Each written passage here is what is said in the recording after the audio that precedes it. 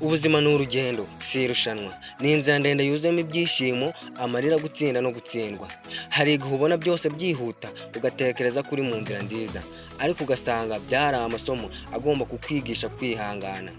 Ubuzima ntibubaza imyaka ufite, ntibubaza aho ukomoka, ahubwo bubaza icyo ukora n'uburyo uhangana n'ibikugeraho. Nguhaye ikaze muri iki kiganiro cyacu, nkagusaba gukanda subscribe ndetse na like kugira ngo ibiganiro nk'ibi ngibi bijye bikugeraho.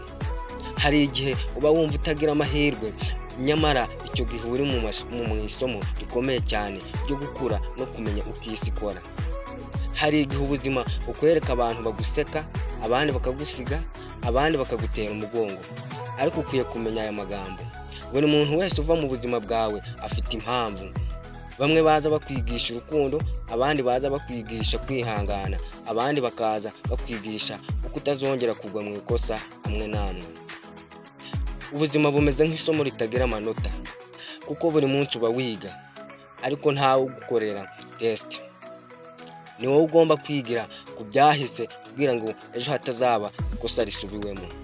Wigeze utekereza impamvu abantu bose badatera imbere kimwe? Nuko buri wese aba afite igihe cye cyo kumera nk'indabo. Hari izitera mu myaka 2, hari n'izera mu myaka 3, ariko igihe cyawe kigeze isi yose irabibona.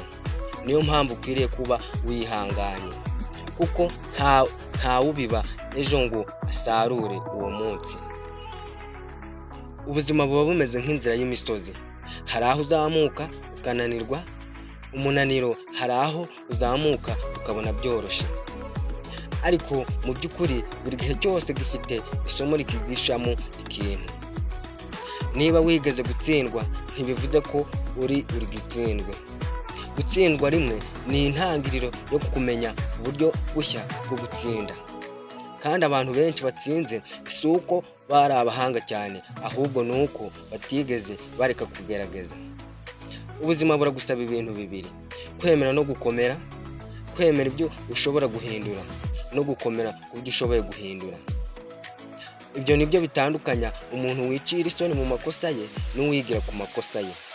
Niba hari ikintu kimwe ukwiriye kwibuka ni iki: ubuzima ntabwo butegereza abantu bafite amahirwe, ahubwo bugenera intsinzi abantu batinya guta icyizere cyabo. Ibyiza byose bifata igihe, kandi buri munsi iyo ubyutse uba ufite amahirwe mashya yo gukora neza kurushaho. Ntuharanire kuba wa wundi, ahubwo haranira kuba uw'ejo hazaza hawe, kuko ejo uzareba inyuma ubone ko buri kiniga, buri gahinda, buri somo byari intambwe ijya ku ntsinzi yawe. Nkagusaba gukanda subscribe ndetse no gukora like kuri iyi video kugira ngo ukomeze kudushigikira ndetse n'ibiganiro nk'ibi ngibi bikomeze kukugeraho.